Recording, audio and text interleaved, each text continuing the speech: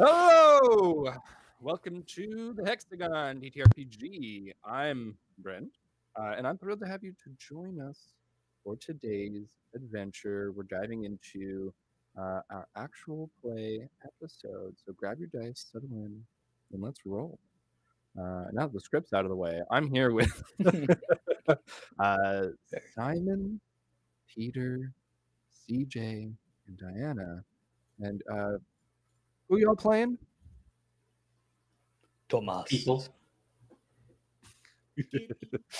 Scattered responses. Things. Don't worry, we'll figure it out in just a second. Make sure you say hi in chat, and if you're new here, hit that follow button and stay in the loop. You can also catch up on past episodes and more content over on YouTube, Instagram, TikTok, and Threads, all at TheHexagonTTRPG. Let's get this game started. Woo! So, players. Last time on Dimensionauts Bloodlines, I don't remember the entire title that we came up with. Remix version 2.75. The prologue. It was session 0. We talked about the setting, the world. And in that setting, in that world, we found 3 of our PCs in an experimental lab facility. And this lab facility, I open it up, called Prometheus Ascendant, inside of which were a bunch of bio experiments happening, human experiments, really, in an age of magical wonder, an age of advancement in society. And I think that the main takeaway of the lab is that it dealt in dark and secret experiments, kind of, hidden away from the world, below, and some deep sublevels where no one knew about any of this happening. But our last PC was far, far away, out of the inside of the lab, out of Prometheus Ascendant, out of the world even, that I have up on the screen. We had a conch-shaped space station known as Seraph Station, a huge space station floating in orbit, completely hidden from Earth's sensors by magic. And this station is full of scientists and researchers who are observing Earth for some reason. And many of these research, I think, I don't know what you would call people who live in the station, these live-in research people, are from a place called the Tower. And the ones who basically carry out security there, who carry out the task of maintaining order, are called Dimensionauts. Now, Quinn, which is Diana's character, is one of those Dimensionauts who's tasked with relaying messages all around Seraph Station. And so we walked through Seraph Station a little bit. We saw that there seems to be some sort of unrest, some sort of tension happening, because the world seems to be evolving due to the appearance of magic, due to this divergence from what we know. So before we get into exactly where we are on that station, I'd like to ask the party, for the lab, what stood out of the lab, and who do you remember meeting? You're not gonna like my answer.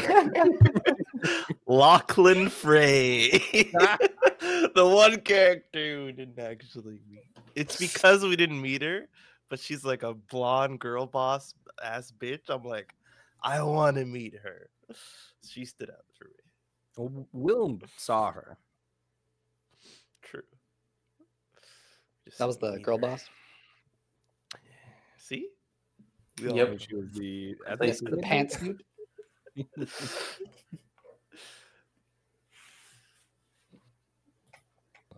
People at Prometheus. Yeah, Lachlan Frey, head of the ethics committee. Incredible. There were numerous other characters that you had all heard about. I think that there are a few that are more important maybe than others. There's the director of the lab, Alastair Wren.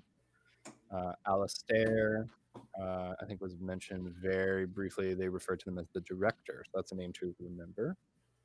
There was the gene sorcerer, Lirio Alchem. There was the visionary scientist, Dr. Lyra Seraphine. So Dr. Lyra was there when Wilm was almost incinerated. He used his flames to fight that back. And I think those are some of the most important there. At Seraph Station, I'm going to ask the same question. What stood out? The uneasiness and the fact that the boss wants something to do with me at this moment. That's right. Quinn was requested to the commander's office. Now, as we get into this episode, I want that question to remain on everyone's minds. How will our party meet up? It's a very good question, isn't it? It's an incredibly good question. And let's find out together. So on Seraph Station now, you've rollerbladed in your spacesuit. You've made your way through the halls. You have your messenger bag with you. You had dropped off some documents and then gone, on that roundabout through the station, made your way towards the commander's office. Now, you get to, basically the anteroom outside of this office door. Secretary's gone. You hear yelling coming from inside the office. What does Quinn do as she approaches? Well, snoops a little, like is curious, but at the same time is terrified that it's about her. It's like she's trying to sense danger almost. Yes. Possible. I think you hear that it is heated in there, and there are two distinct voices battling each other. One is unmistakably the commander's voice, and this is, the commander to be Commander Enoch. Enoch is a part construct, part like biological technology creation, who was created by the kind of like and recognized by the core council of the tower. So a very important tower kind of like figure who headed up this research expedition. They were here, and they've been here alone for a long time until they brought on more researchers in recent times as humanity developed. So this is a very recognizable voice, heatedly speaking, and maybe more even tones on the other side of the door.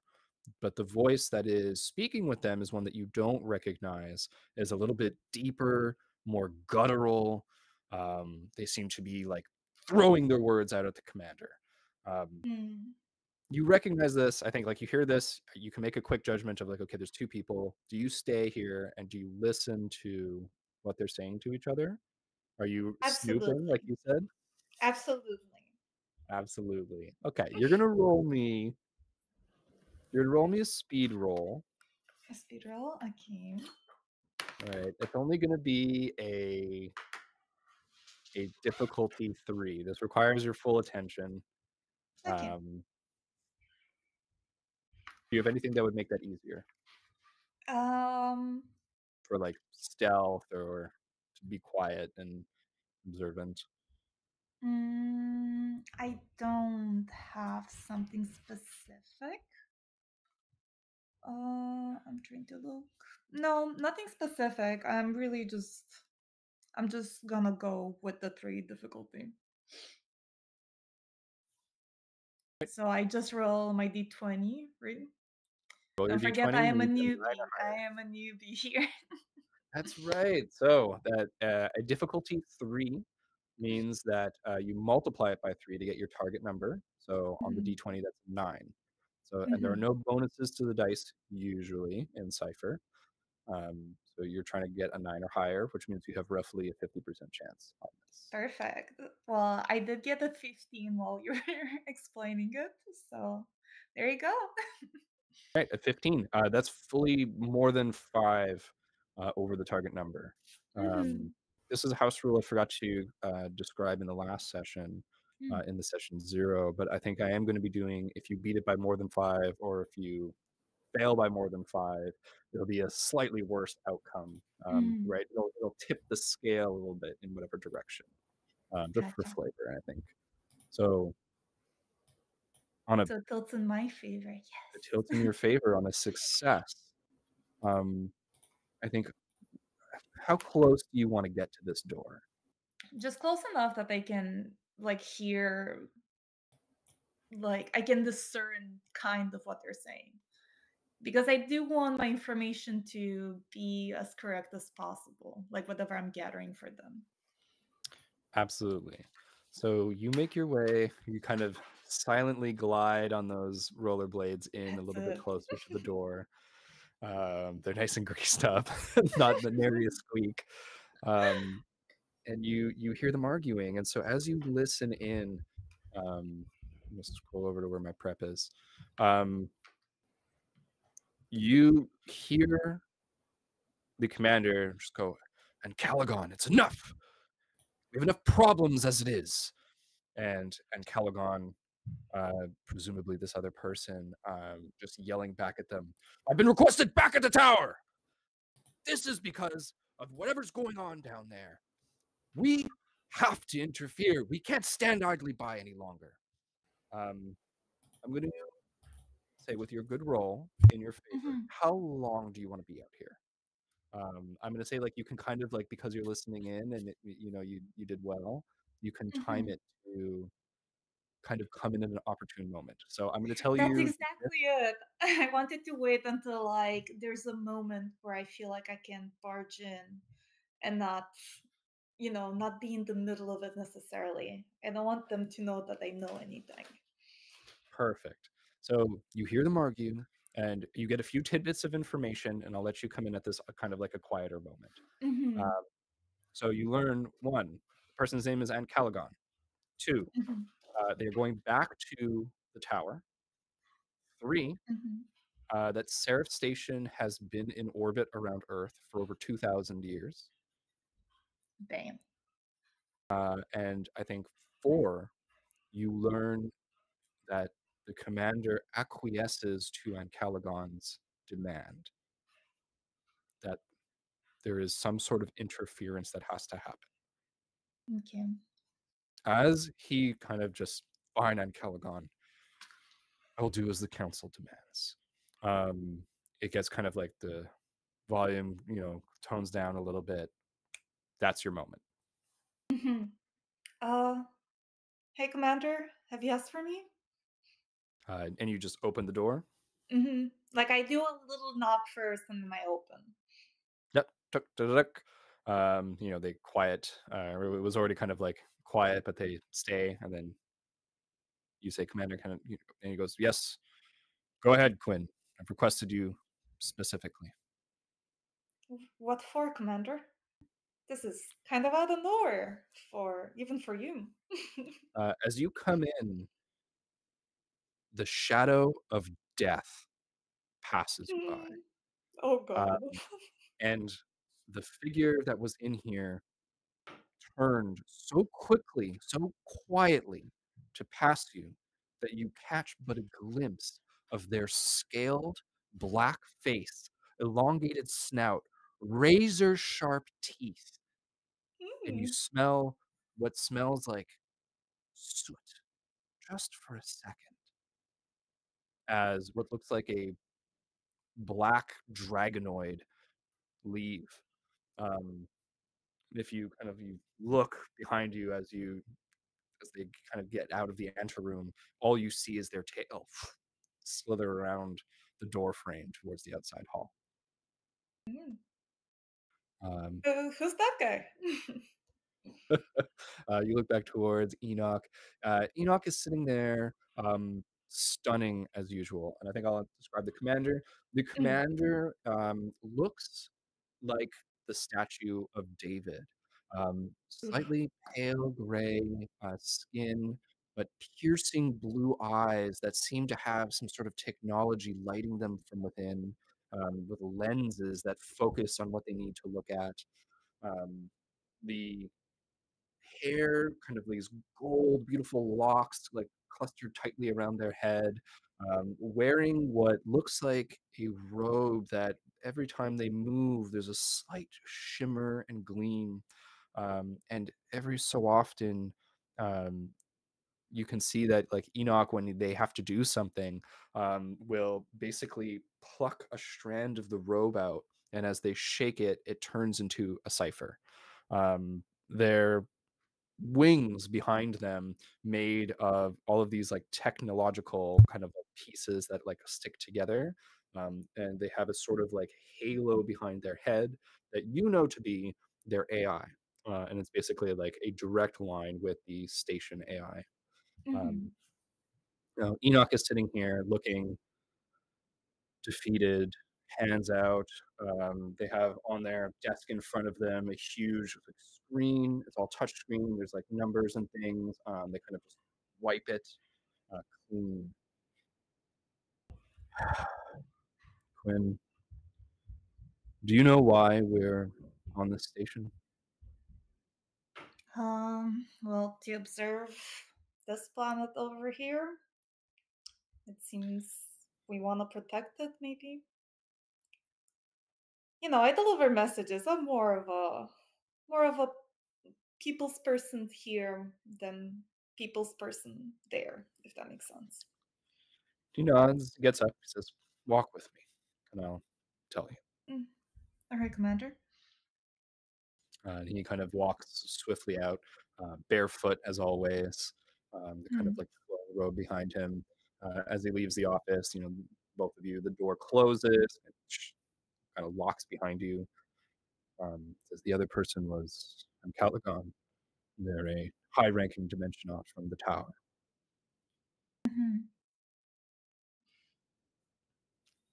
He starts walking, and he's walking towards a more scenic part of the tower of the station, where there's kind of more windows to look outside, heading kind of towards the edge, the fringe of the shell. When the reason I've been here, the reason we're all here now, it's called the problem of universals. Are you familiar with that concept at all? Maybe give me a refresher. He smiles. It's an ancient question in metaphysics, and it's inspired many philosophical debates and disputes, I would say. Mm. And it can be summed as thus: should the properties an object has in common with other objects, such as color and shape, be considered to exist beyond those objects?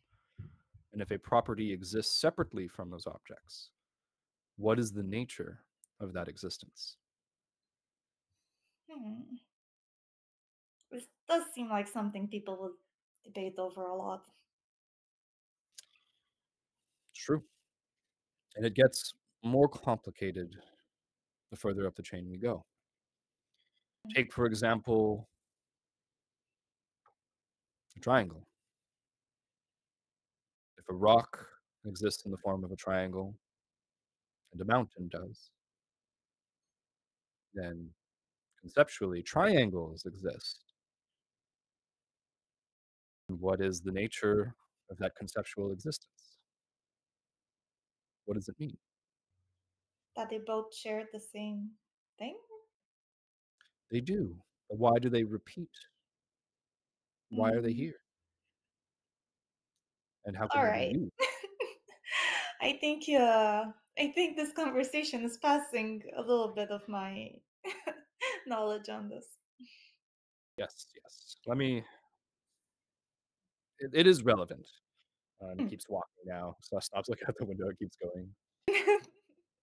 The reason we're observing this planet is that in the problem of universals, because of the infinite distance of the universe, because of the way that dimensions work, that means that things repeat not only in the same planes of existence, but across multiple.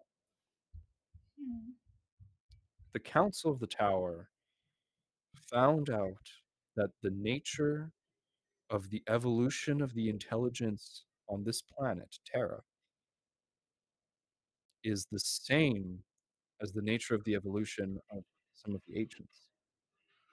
And so that nature might be part of the problem of universals. What does it Oh. mean about that type of evolution? And so that's why we're here. And he stops again now, looking out a different window, now looking out at the Earth. Hmm. The experiment is in danger. Events outside of our control. If we intervene, we risk spoiling it. Something that has taken eons to happen. Hmm. If we do So that's not, why we've never tried.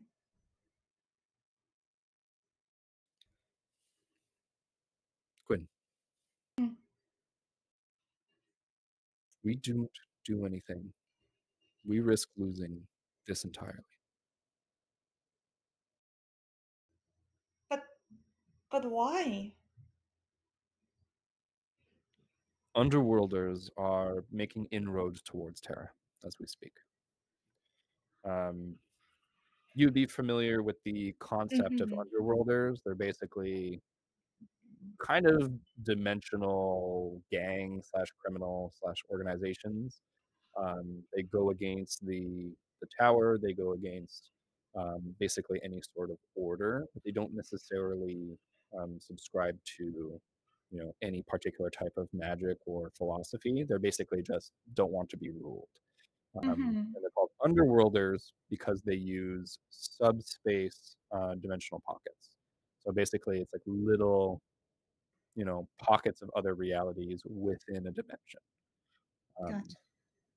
so they kind of like create these networks and they can move undetected through space, kind of burrowing. Hmm. And we wish to profit off of the fighting that's been going down on Earth, as we've been seeing around the station, keeping everyone informed. They also wish to enslave the sentients that they find there. They find them to be quite viable, especially since they've been uh, magically radiated. Fortunately, we were able to strike up a bargain of mutual non-interference some time ago. However, this may come to an end more swiftly than anticipated because of the fallen. And you know those to be the people who have left Seraph Station. Hmm. It's because So, they took their own actions on that planet. for every action that one of the fallen has taken, the underworlders are allowed to take their own action. It is basically a one for one. Hmm. Now, the fallen are not exactly part of the station. They're not part of the tower anymore, but they're not part of it either because they come from it. And so we've been able to broker this sort of in between situation of throws his hands up negotiation. Hmm. And what came out of that? This where we are now. And as you kind of look at the planet, you see a region like light up quite brightly and then kind of like flare back down. There's What was that? fighting. The humans have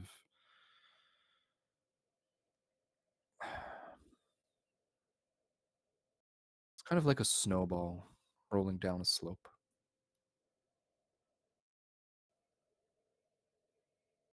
So it keeps getting bigger and bigger and bigger. He nods. Okay, well, you guys must have a plan, right? There's always a plan when things like this happen. He looks at you and he goes, Quinn, 314. He turns to you fully. Right now, you're the plan. But me. But what do you think I can do about all this? You have one of the more sophisticated AIs that the tower has sent with us. And AIs don't often choose new partners. And so, while perhaps it might have been interesting to send, a more experienced or more battle versed or stealth versed Dimensionaut, I think that by sending the two of you down to infiltrate into Earth, you will be able to save the experiment. You'll be able to let us observe the universal quality of the magical evolution that we are witnessing. Hmm. I mean, Commander, it is a big task to ask. But I guess if I'm the only option, maybe like, I don't have time to think about this, do I? Well, okay. If you say, how sure are you that things are gonna be good if I do go there? I mean, you know me for so long. Do you really think I can do this? He I prefer smiles and that. goes, I trust you, Quinn. You've been, one of the hearts of this station. You bring a smile to everyone. You connect people. And I think that that's what's needed right now. More specifically, the mission that I have in mind is about connecting people, new people. I mean, I am pretty good at that. I'll give you that. His AI starts to spin up behind him, and then it kind of casts a light forward, and you see a hologram screen appear in front of you, and you see Prometheus, Mm. the lab, Prometheus Ascendant. Um, in this Mm. facility, we've discovered the presence through our scans of an evolved life form based on humanity, or multiple. And I think that if you were to convince them to, or lead them maybe, to fight back the Underworlders, it would stop us from interfering. It would prevent the Underworlders from taking over, and allow humanity to grow. I know that I am asking you to essentially be exiled from the station. I know. Would you, as a commander, be able to bring me back? I guess if things do go well. If we are able to observe the problem of universals, then you can come back. There is always the option of, coming back to the station and going back to the tower, um, going back to see your extended family and those you've left behind. You wouldn't be able to be part of the experiment anymore, but at least, if you didn't wish to be on Earth, you could have that choice. No, I mean, like you said, if it's just about connecting people, I do want to help. Well, I can't guarantee you like them, or that you'll want to be there for that long. Do you think But I like half the people on this ship? Truthfully. I love everyone here. And he kind of Mm. closes his eyes, and you see a very pained expression on his face. You can go to Prometheus, infiltrate that facility, find the enhanced beings, and help them bring Terra into the next era of its development. have another task for you while you're there. On top of that, okay. And he casts his eyes down and away from you. He looks ashamed and he says, if you could also stop the Fallen, if you could send them back to Seraph Station, we will place them in stasis. We will send them back to the tower. But Those that remain, anyways. I fear some have already used the Underworlders' subspace network to go where they wish.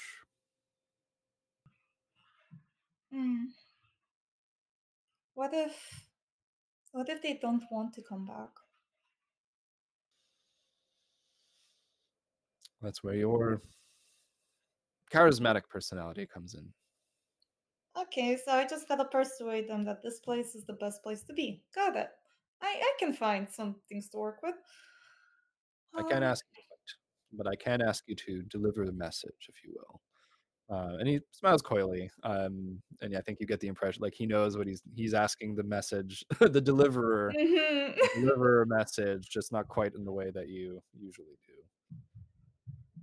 Okay, what's the message? I'll take it. Yeah. Right.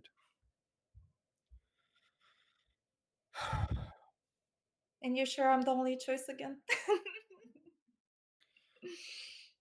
He kind of like sighs, and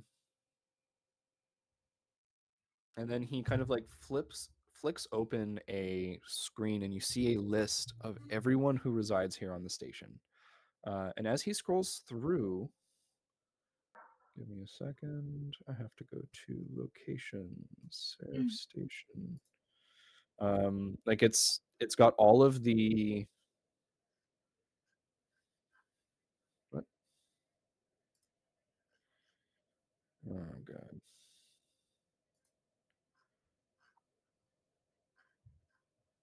Oops, I posted this in the wrong part of my notes.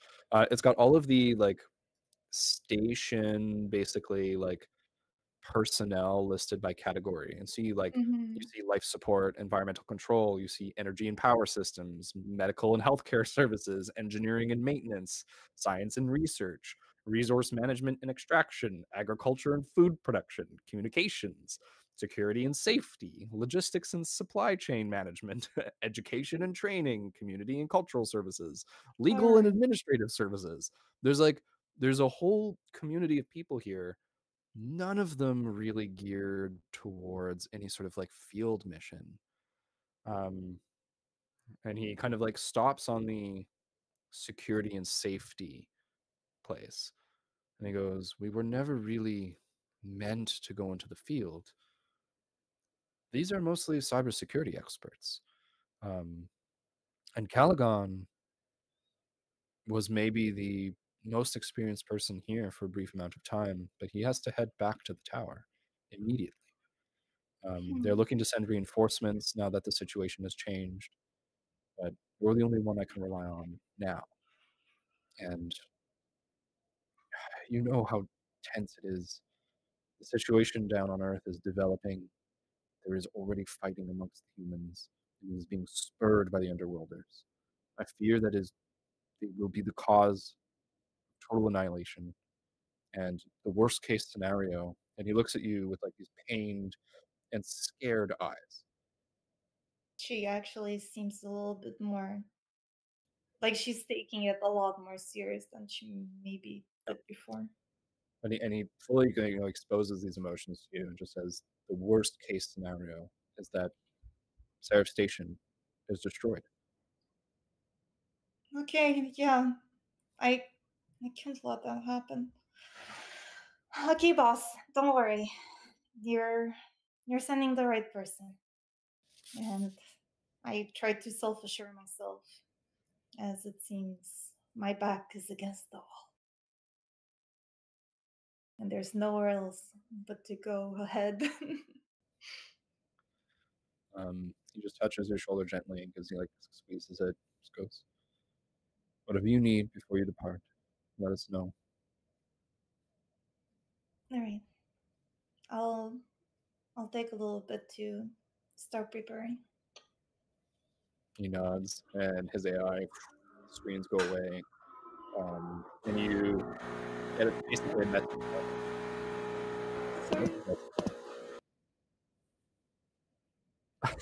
Did anyone else hear that, or is that just me? Yeah, Coffee machine. I thought it was a sound effect. Yeah, I Incredible. muted you early on the stream. The machine. Good. Okay, it should be okay. She's like, what's happening? Whirring, the Seraph station goes on working. You start to prepare. I think you get like some messages on your like internal systems of like your AI is being communicated to from his AI. And I think that this is a good time for me to ask Diana, what is the name of your AI? Oh. Wow.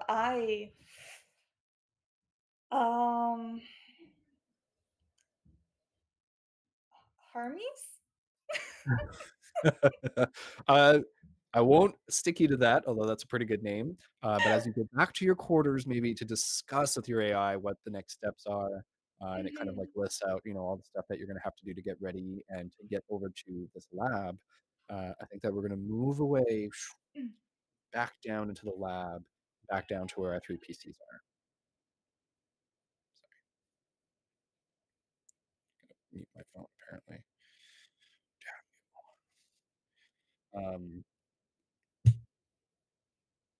Right. As Quinn thinks about her AI companion, we move back down onto Earth into Prometheus Ascendant. I think cutscene outside. There's a lot of movement as people walk to and fro. There's a lot of business people around here recently. A lot of transportation, cargo, kind of going on. Trucks transporting things on the surface. I think last time I described like some of the experiments were being transported away, like by air, by sea, and now we go further into the facility, down into the the sub basement. And Will, I think you're the first one to notice. Maybe a couple more days have passed since the last events. You're the first one to notice that it is getting more sparse in here. There are less researchers, and there are also less things. There are more empty rooms, and as the facility now starts to rearrange itself, you're noticing that it's making these kind of like large, like communal areas. Like it's basically like combining rooms together.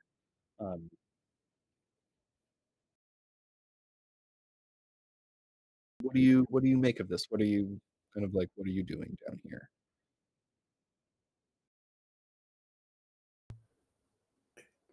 Any of us, or just like Will specifically, because I think you're the first one who would notice, since you're kind of allowed a little bit more freedom to do what you will. I had heard that there was like a move happening though, right? From last time. I think it was Lachlan Frey that had been like mentioning it, and I like heard them. Yeah, you know a little bit about what actually is happening. Did I end up getting getting any like information about the outside? I think the information that you would have gotten about the outside is maybe like names of some places. Like, you heard of some place called Egypt. You heard of another place called Australia. And it seemed like there was a place called like Melbourne in Australia, maybe. Hard to keep track of all of these Names of places. So my quote unquote reward for that was getting names of places. Yeah, a little bit of information on what was going on, and some geographic locations. Okay. That was when you were lying in the park. Yeah, didn't give me much, I guess. Oh, Okay. sorry, you were talking about they had promised you a reward, which was news, right? Yeah, that's it. Okay.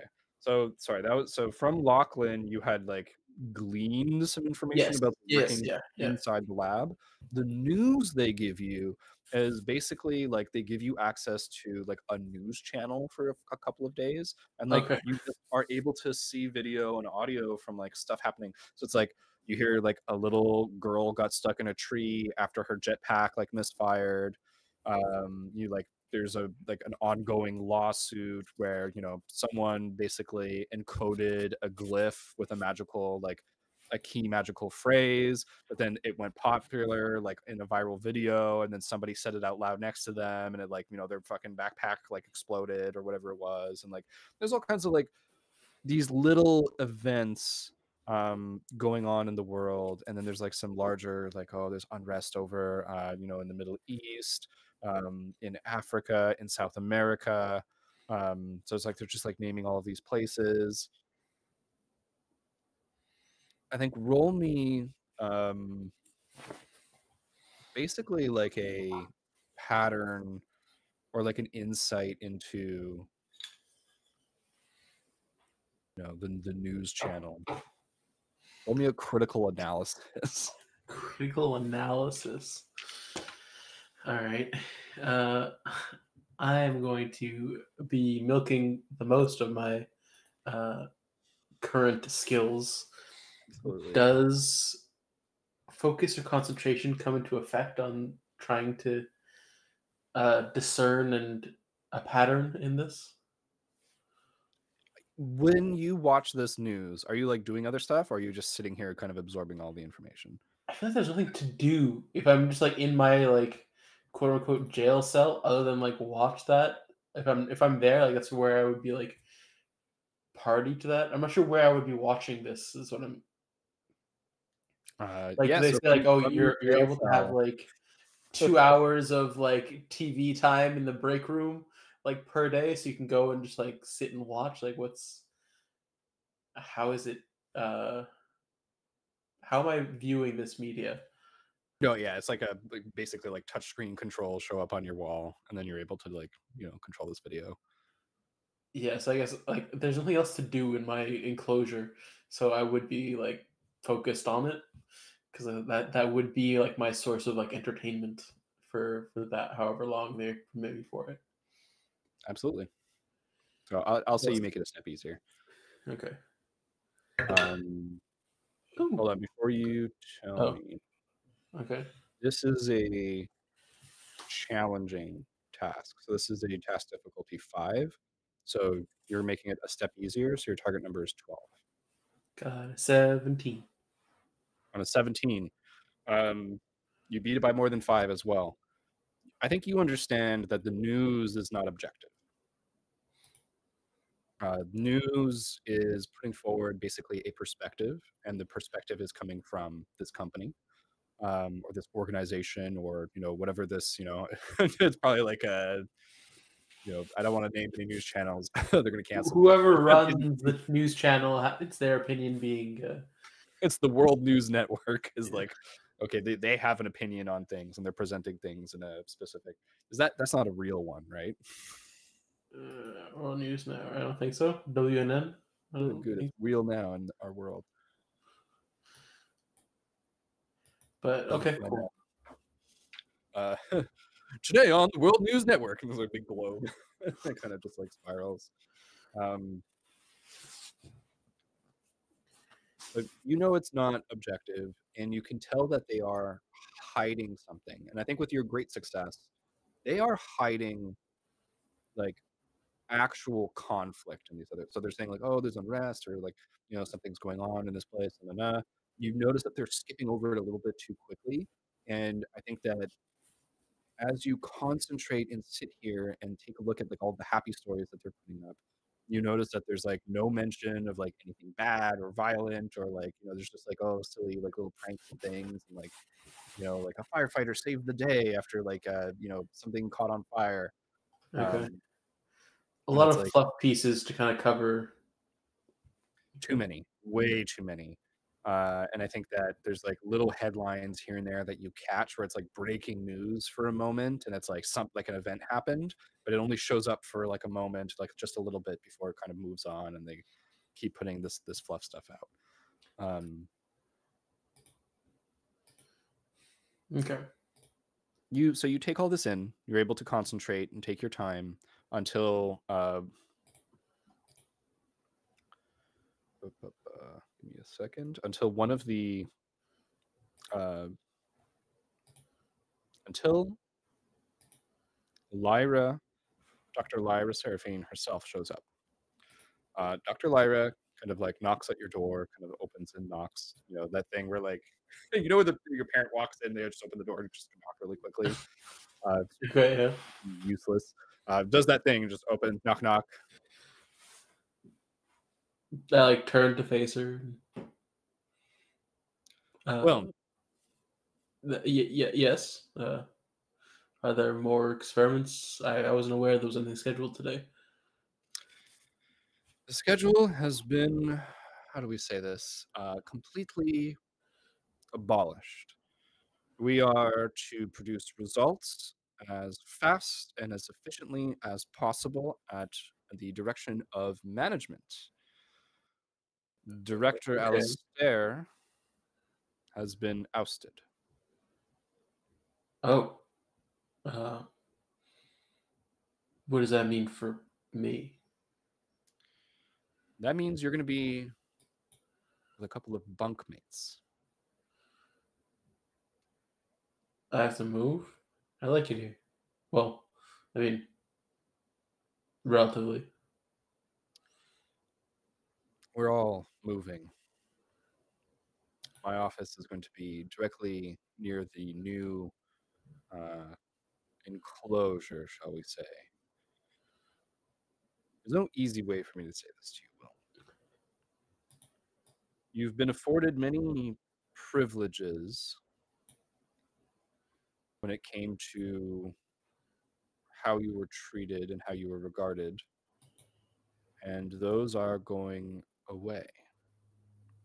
Dr. Hiroyuki is the new director. I should call him Director Hiroyuki.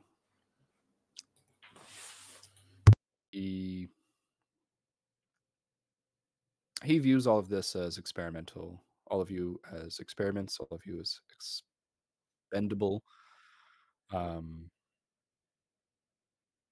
fact, I don't know why he's even been appointed as the director. But let's keep that between us, perhaps. Who's going to believe me? Not about believing. Anyways, come with me. I will lead you to where you need to go. I mean, doesn't have much of a choice. He'll like get up and walk after her. Yeah. And as you do, I think you already see like the room is like the walls turn off, the lights turn off, the bed and stuff like start to slide into the walls, and this like cube. And basically, this facility, as I had mentioned, you know, in the first episode, was that it's made of like these modular spaces, and it starts to like become undone. It starts to grow a little bit in size. The doorway kind of like takes the entire shape of the cube, and then it like basically like folds inward into the hall and becomes like flat and part of the corridor.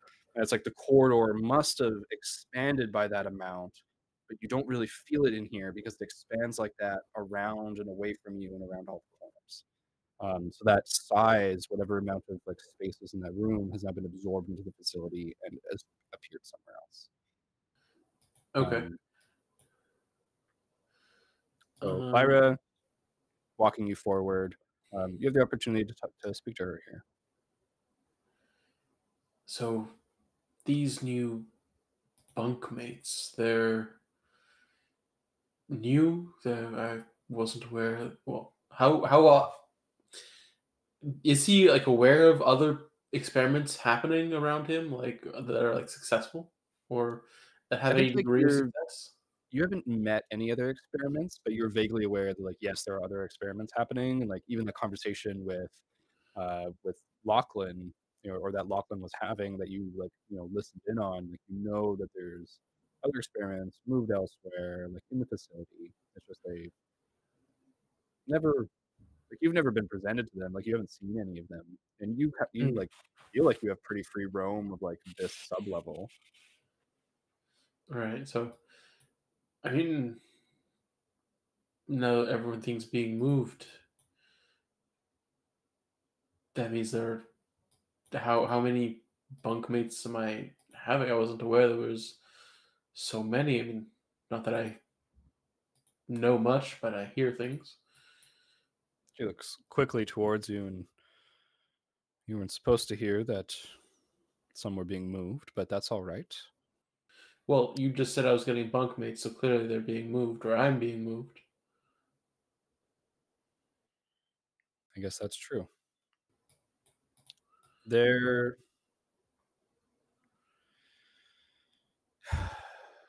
She like stops at a door and looks at you, takes a deep sigh. You can see this kind of like resignation on her face.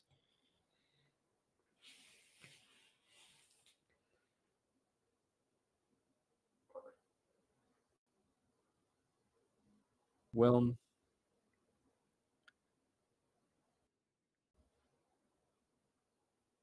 and she hands you a small kind of like card,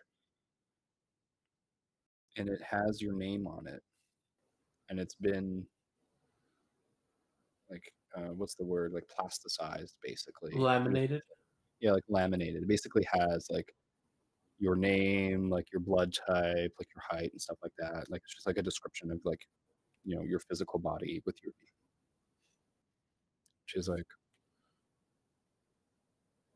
from today onward, you will be referred to as Experiment 7. What? I don't get one? Pardon? I don't get one? There were others before you. Good to know.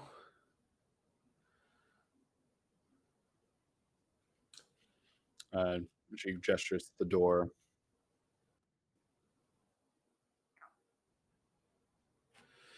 Well, as long as I don't meet 9, I guess. Rather, no. Do you know why 6 was so afraid of 7? No. She like frowns. 7, 8, 9. Shakes her head. He like smiles and walks in. As you walk in and the door kind of is about to close, you just hear her whisper in your direction. You are beyond human. Remember that. In the room are Otto and Tomas. And I've never seen them before? And you've never seen them before. There is a hulking muscle man. And then there is a spindly, large-eyed web person.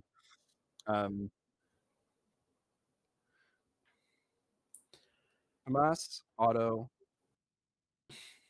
what would your first meeting have been if you were just thrown into a room together? Basically, you wake up, both of you, and your enclosures have been attached.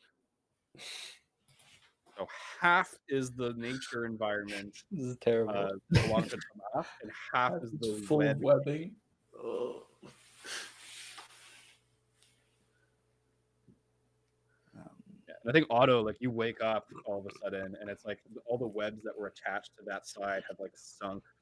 And they're all just on the floor now, so it's like kind of sloped off in that direction for some reason.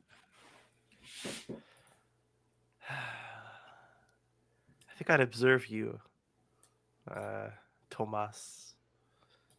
I wouldn't engage necessarily, unless you did, of course. I think it's just going to be the two of us staring from opposite ends of the enclosures, just like kind of like getting close. Maybe like after like a few hours of just kind of like scoping you out, try and touch the webs. I mean, I'm treating myself like super primitive. Does he know what webs are? I don't know what webs are. I try to touch the webs. Yeah, you gain knowledge of webs, a little bit sticky, a little bit. I mean, my question to Otto is like, are these webs meant to be? Because there's different kinds of spider web, right? Are these entrapping webs that you've created in your enclosure, or are they more of like structural webs where it's like they're not that sticky? Mostly structural, yeah, for sure. Which mouse, they're like springy, like there's tension as you touch them. You can twang it.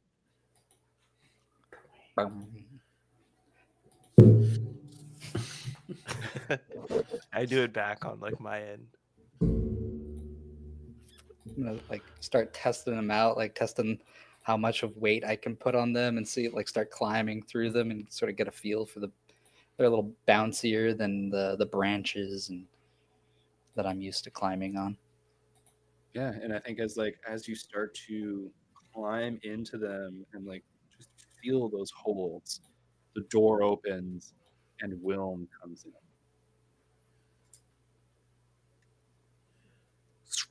Door closes behind it.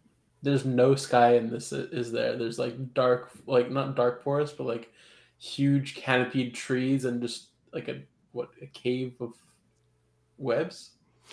Yeah, I would say like the walls are like rough and cave-like on one side, and then on the other side, the walls are like covered with the vegetation, but the ceiling is like a sky. It's just a screen, like you know it to be a screen. Right, but I mean, it's like there's a sky like similar to what mine was. Yes. Not as open, like because of the trees, but like still a sky. Okay.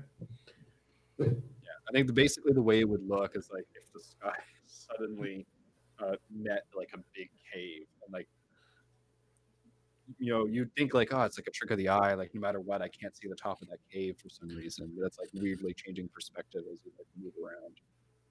Okay, so if I like walk in, if the door is like right in the middle of both, I like walk in, I look up, and I see sky on one side and cave rock on the other. I just shift over to the side with the sky. Like, all right, well, I guess I'm here. So Tomas, Wilm just walks right into your territory. Yeah, I kind of like boing, like bounce off the whatever wire I'm on into the foliage. Maybe kind of like attempt to disappear within it. So just disappear, not like engage or anything. Okay. Hello, and goodbye. It seems. Is anyone else here? Do that quite easily, and I'll walk out on I'll spring step down some webbings, kind of hunched, and walk towards you. I've observed him before, not as closely as this. He does not like to be interacted with outside of his own wants. I'm gonna come through the foliage like at ground level. I'm kind of like standing tall and like walking through. Do you do like speak?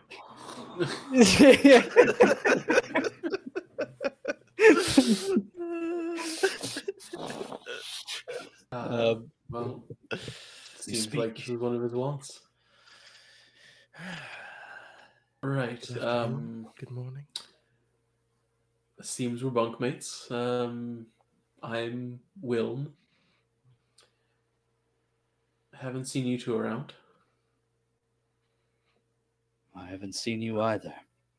And I get up in your face and like try and grab your face. If you don't mind. I want to do an insight. What are you feeling? What am I feeling? Yeah, what are you feeling right now? A little bit what's the word? Concerned as having someone like a giant just like person grab my face and like lift it up and like excuse me. I'm gonna grab your forearm and like attempt to pull you away. Yeah, I just sort of like gently like release. I wasn't holding like too hard either. Yeah, that's it. I just sort of, and then like I slowly like move my hand away. And I take like maybe a step back. If you need something, you can ask, you know.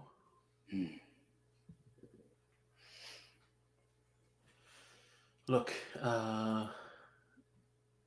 clearly none of us really have a choice here. But at least you two got to keep, well, half of whatever you were living in. Where were you? Was I on the same subfloor, Brent? Or You assume so, but I you've mean, we never didn't take any seen- way down or anything. You didn't, no. Okay. But like, like were we walking for like hours or just Nope. like? Just a couple of minutes. I had to sell a few minutes that way. So, Well, one of these things, it- yes. just a bit brighter. Mm. There was sun, an open space. This feels a little claustrophobic. Curious that they would put you with us when I have already seen this one before. But you are completely new. Were you Well, alone? Well, I'm 7, so I assume there were others. Well, I was told there were others before me, but I don't know if they're still alive.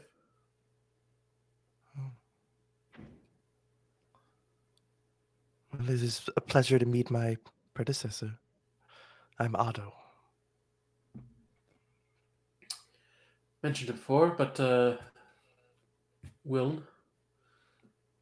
I am Tomas. But apparently my name's 7 now. Tomas, did you also get a card like this? No. Huh. Well, at least you guys get to keep your names as well, it seems. Lucky you. Perhaps not luck. Otto is a derivative of a word meaning of 8. Perhaps this was fate. It might be, but I assume you've also been put through experiments. Yes. Yes. We are still in one. I was told of this, that they'd be pushing us. Together, it seems. Seems they did push us together, but are either of you good with heat? I enjoy it. No. Well, I hope they don't put you through what I've been through then. They like to put me in fires. Curious. Mm. Yes, something to do about no longer being human. Or being more than human, I suppose. You hear a bit of static as a speaker springs to life. Ain't none of that talk about being more than human. Experiments 6, 7, and 8. Sound off. Well, I know I'm 7. But which one's 6 and which one's 8? I would assume the more primitive one would be before the both of us. Tomas. I just like call it out. Sounds like they're all alive and kicking. Good. No violence upon contact. Now. Begin. And you see like the wall, a section of it half cave, half of the jungle moves upwards, and out comes what appears to be a two-headed liger this time, Tomas. And instead of having you all roll initiative or go through this fight, I want you all to, I think, in this moment, describe to me some shared memories now, either of stuff you would remember from a past life or stuff you remember from the lab. Like, what are some things that you all figure out that you have in common through some of these experiments?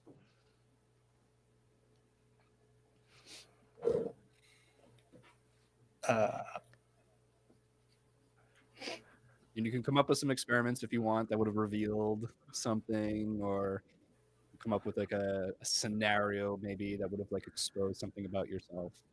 Are we flashing forward from this point and we're talking flashing about? forward a little bit. It's like you, like Okay, they make you fight some creatures, or they dip you in Yes, acid. yes. Or, like, there's a bunch of things that happen. Okay, but this is like going forward from this point, or us remembering something from the past, and like we're going to be coming back into this point. I think it's a little bit of both. We're going to be flashing forward from this point, so we're not going to come back right to like this moment in time. But if you want to share something that is from your specific past, you can. Like, you know, you had already shared like, oh, like they put me in like, you know, instances of flame or whatever. Like, you might also describe that after one of those instances, like you woke up with no memory or something like that. You know, like I just want you guys in character to share a little bit of your character knowledge with each other. Okay. Or you don't have to act it out in character. I'm saying, like, I think each player. Right. I'm being confused. Okay. So I don't know. Yeah. Do you have an idea? kind of. Just like come up with something, but So Who plays games with who? for Wiln in particular, having seen that he can start generating flame after that last experiment, they start kind of like pushing him more and seeing what kind of causes him to generate the flame, in what instances can he can he create it, and is it something that can become an at will like generation, or is it really something that's only in specific circumstances? And so they go through like a battery of tests, saying like of different, like putting him into different scenarios. Like they try to freeze him. They try to again they release creatures to attack him. They actually like get like they drop him from great heights. They put him in the dark. They do a bunch of things that to try and just see in what conditions these flames can be generated and get created. And I will say the experiments are becoming more and more brutal as we go. The one that you first experienced when we started, where they just put you in a furnace and basically turned, you know, the ignition on. I think that was a little bit surprising for you, because that was the most brutal they'd been up until that point. It's like they'd never done something so crude. And unfortunately, it had results. And I think, you know, for Will, like going through all of this and trying to create flame, like you get a little bit of a grasp on your abilities as you do so, right? With these two companions around. What would be triggering for Will after these experiments?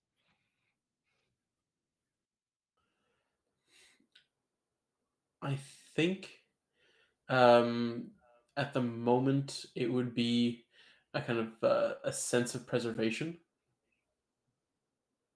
So whenever like starts feeling like in danger, or that his life might be at risk, that prompts more of a reaction.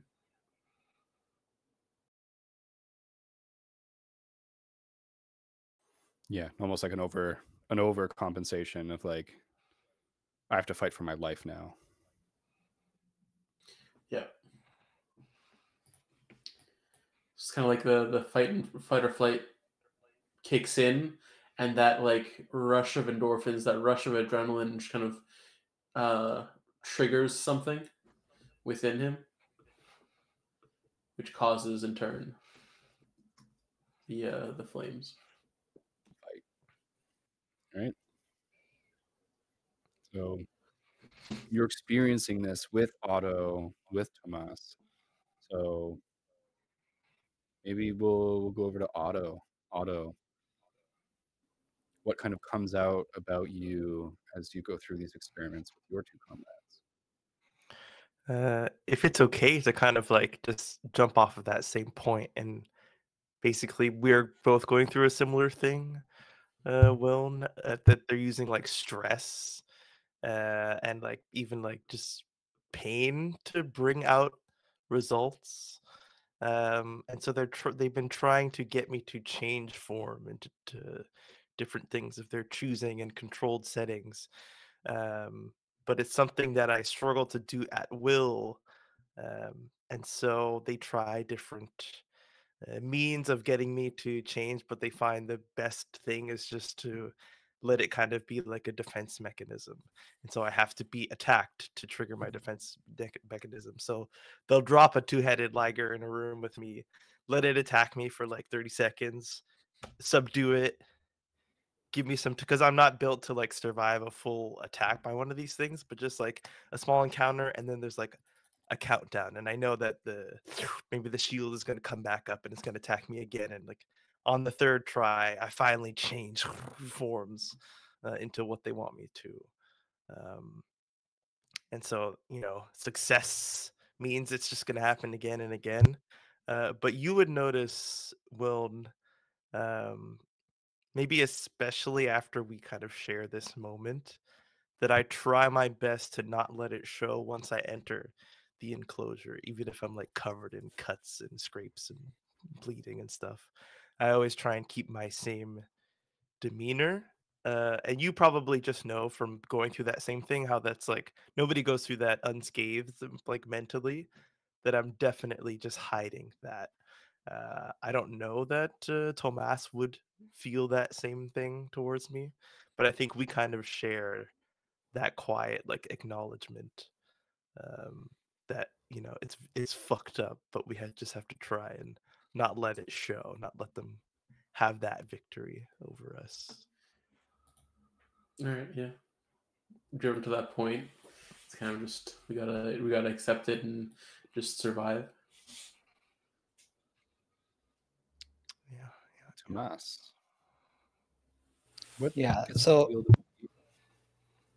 the field I think that for or at least what comes across to the others about Tomas is the experiments don't affect him sort of the same way. Like there isn't that much stress, at least visibly, from Tomas. He just seems to like go with it all the time, and he just continuously like accumulates more and more of these scars.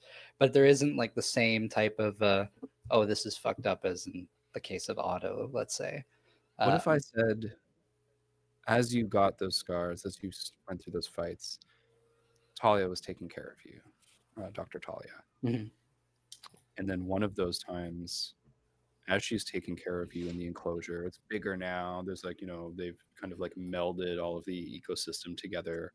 And it's a much larger space. And she's taking care of you kind of away from your two comrades. You hear fighting. You hear that they're being attacked. They're being overrun. You hear Will kind of shout out your name.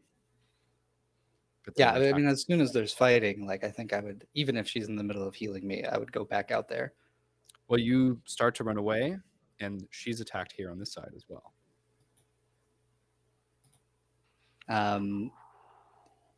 She's closer. I help her. You start helping her. They throw up on the screen your two comrades basically like wound after wound. They need the third person. I bring her with me. Yeah, she's looking at you, fear in her eyes. You grab her, you run. The other kind of like creatures following after you.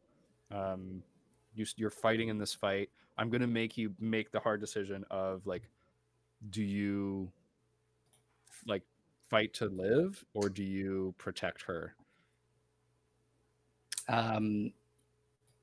So, I mean, if she is like actually afraid, that is going to influence Tomas in a pretty strong way. And I think just the proximity, so he's going to end up like protecting her, maybe even like bringing her up to like the highest possible branch or something, and kind of just like hanging her there, and then like trying to make take advantage of the situation, get the monster to focus on him, maybe bring it to the rest of them where like the big fight is happening. Yeah, I'm gonna say like there's like all kinds of like insects coming in, like giant insects and stuff. There's like scorpions and praying mantis and all of them with these like red eyes, almost like a little like unit attached to their their brains. It's like causing them to like go into this fight. So as you get to everyone else, you like kind of try and hide her out of the way. All of you are fighting for your lives, panting. The fight's done. You survived within an inch of your life, and you just see her dead, with like half her body missing, eaten by insects.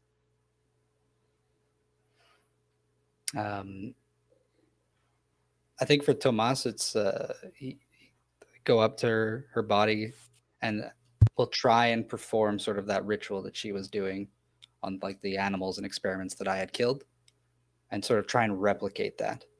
But because she always took the job so seriously, he never saw her like he's sort of just doing it out of like he's emulating her, but he never like, I don't know, never got like that real like emotional part out of her, like she was never like really fully emotionally like distraught by the process or something. So it doesn't really resonate with Tomas. But I do think with his companions, it comes off cold at first in the experiments, the way Tomas like approaches things. But I think like the more they become stressed, like that stress and their emotions start to sort of bleed into him a little bit. And he has that like little bone plate, and maybe it starts to like protrude a little bit more and more the more they're together in proximity to each other. And like he'll start to do things for the others. So like maybe at one point he clears like a big section of the canopy so that the skylight is visible for Will, and like I don't know, he ends up like really enjoying the webs on Otto's side of the enclosure even more than the jungle vines and trees, and maybe he's like kind of always around there. It doesn't really like bother him. He doesn't really bother him. Why did I read chat at that moment? Their emotions make Tomas's bone protrude. Incredible. Well, with the bone protruding, stress levels rising, fight or flight responses being engaged, triggered. I think all of you during this time are only referred to as 6, 7, and 8. Talia is killed. Lirio eventually is thrown into the enclosure, kind of just like comes to Otto. He seems like he's, like deprived of sleep, like doesn't know what to do. And then they drop a dragon in. It's like a hulking lizard that's like spitting like infectious like globs of like spit. And he's like, "It's a Komodo dragon!" It's basically just a big mutated Komodo dragon. And you like all hear him like call it by name at one point. He's like, "Barbara!" And it just fucking kills him. All of you here surviving. Komodo dragon. The Komodo, Barbara the Komodo dragon. So Lirio dies, Talia dies. And I think it's at this point a couple of months have gone by when your meals start to be hand delivered by the badge around their neck says new intern. Um, but curiously, their skin's a different color than you've seen before. Quinn, Mm-hmm. your AI, as you kind of like shuttle down to the surface of Earth and get ready, starts hacking and getting into the Prometheus Ascendant lab systems. And basically sets you up through a series of interviews and a kind of like a hiring process, gets you into the facility, and then, you know, kind of like charts your delivery paths basically as an intern to bump into, you know, the people that you're supposed to bump into. Amazing. What I would like a few things from you. One is this golden age of Earth. What is the thing you most enjoy before you get into this lab as you come down from Seraph Station? What I most enjoy?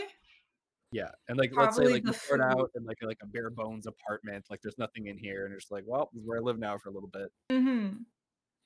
Anything that's not my place, I would just go out all the time and visit everywhere. I would just like actually explore around as much as possible, including the food that they have. I feel Absolutely. like So Seraph Station probably has different foods from here, so I'm very intrigued to know the cuisine. yes, so you start having Earth food and burgers and Mhm. fries and all the stuff that they didn't necessarily have up there. And we can talk later about, you know, any equipment you might have taken from the station. But as you're kind of like infiltrating into this lab, what is your kind of like outfit as you're getting in here? Like, what do you dress up as?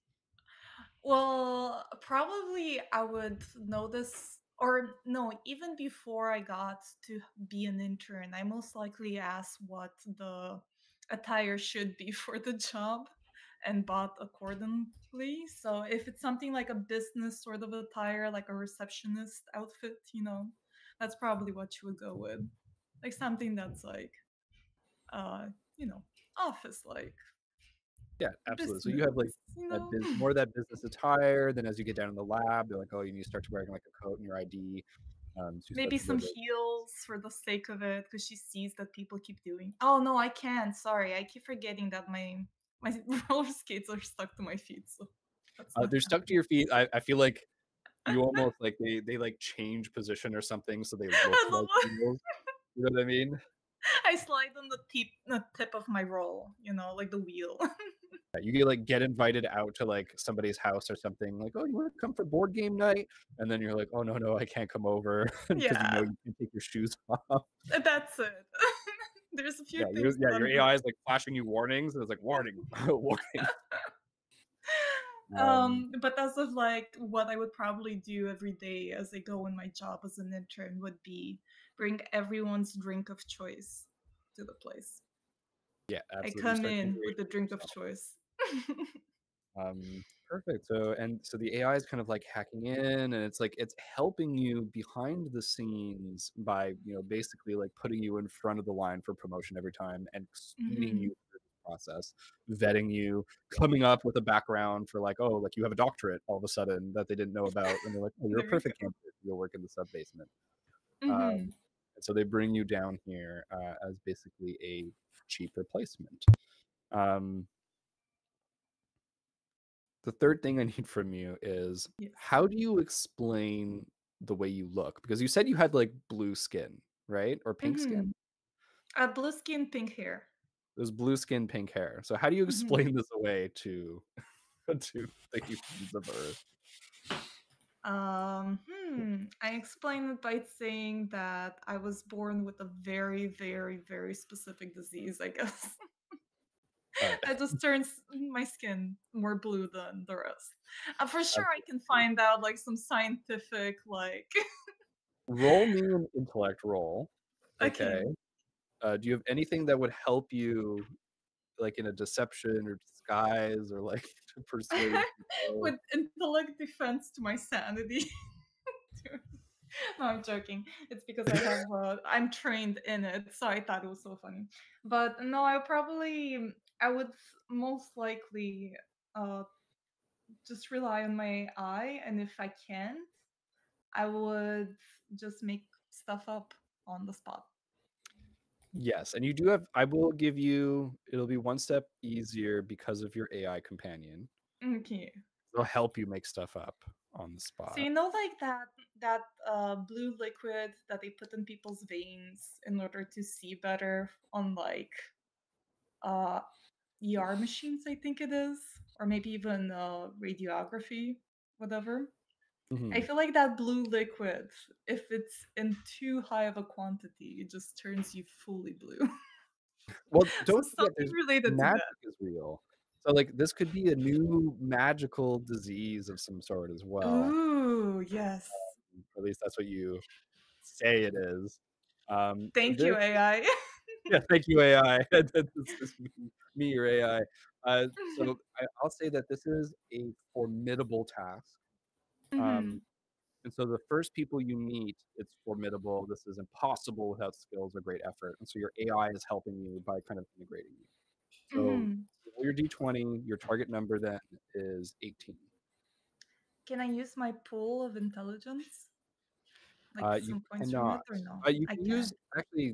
you can use it to have effort. Okay. And I believe And everyone's effort is 1 right now. So that means your target number now is 15. Okay, that works for me. All right. Well, let's pray. And a 20. Nat 20? Yeah, I'm not even memeing. That was so funny. Not only is that a nat 20, you beat it by 5. So everyone This fucking believes you. You get down to the sub basement, and they not only are you hired, they're like, actually, we need to study you as well. And you're in charge of like doing these data samples of your fake magical disease. Maybe my thing is actually because of this disease, I want to study on my own, even like on myself. That's what I was like. And You they get help me. clearance now. You're basically like you have your own project down in the sub basement. Awesome. Oh my god, a nat 20. I Yeah, don't know how that happened. incredible. You so you have your own project. You come in here and you are helping. You've, I think, managed to convince the director, Hiroyuki, that the experiments need a little bit of interaction. To give them, to make things more efficient, to give them hope, to keep them, Yeah, keep them on. social creatures. We need to let them socialize a bit. So as you get in here, all of you see for the first time a blue-skinned, pink-haired, wearing office attire with a lab coat on top, dangling ID from around their neck. Says Quinn, Dr. Quinn. Hello, experiments 6, 7, and 8. Dr. Quinn.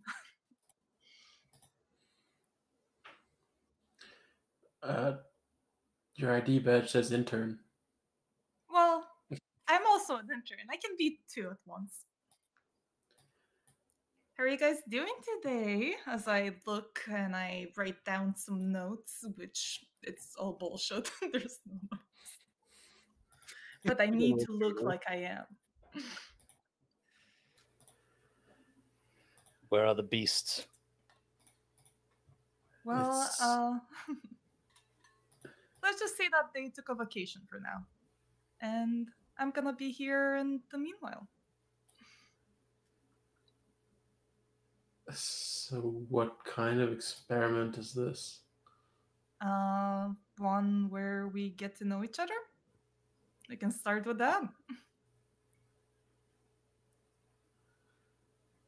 Turn to the others. She's like, She's treating us like humans, like actual beings, not just things.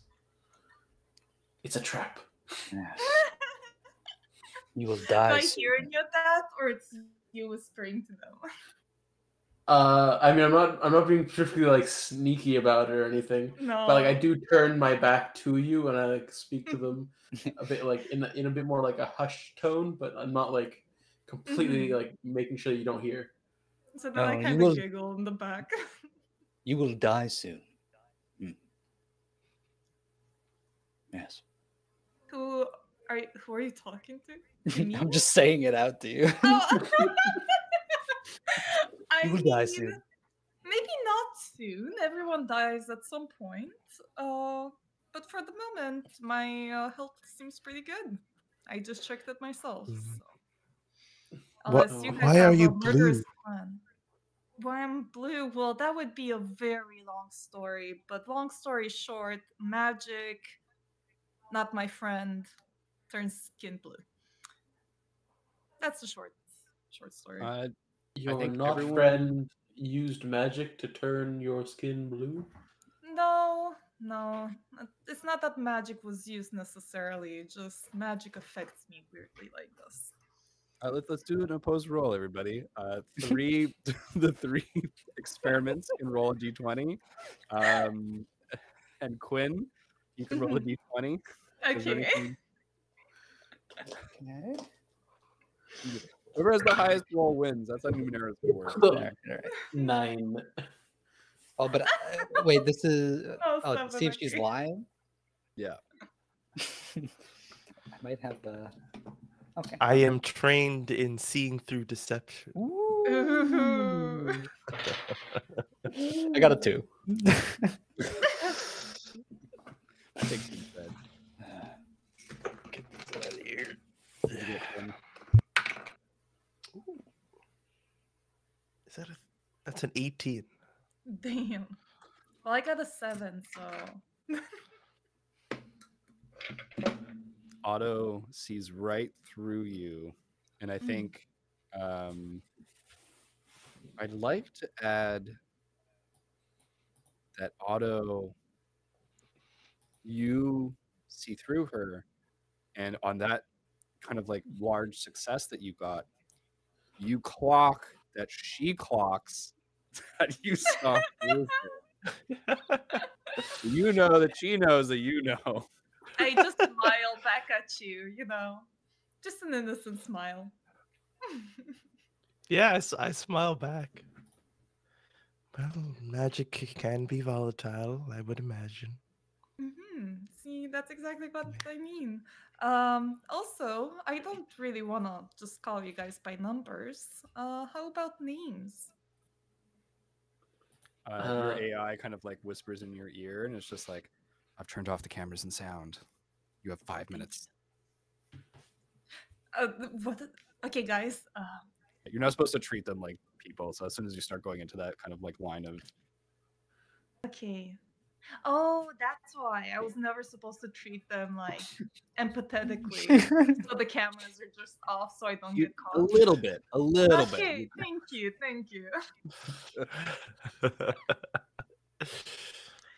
Yeah, names. This is just me trying to like make a connection with you. Perhaps it is Avocado easier says this 7. way.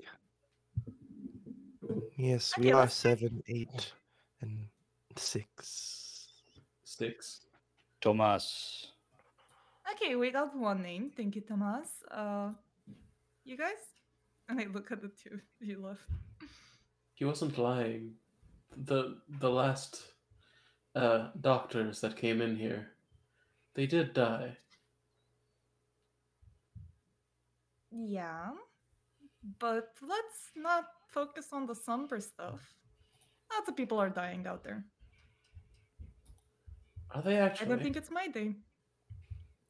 Yeah, they are. Why? Is there fighting going on? Is there? What's happening outside? It would be nice for you guys to see it with your own eyes, eh? Let's just say the world is feeling tense at the moment. I can't go into much detail. After all, it's not exactly the place to talk about that. Okay, let's check on your vitals. How about that?